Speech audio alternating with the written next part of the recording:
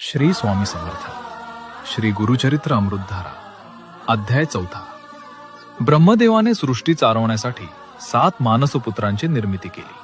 मरीची, अत्री, अंगिरस, पुलत्स्य, पुलक, क्रतू आणि वसिष्ठ. अत्री ऋषींपासून गुरु परंपरा सुरू झाली.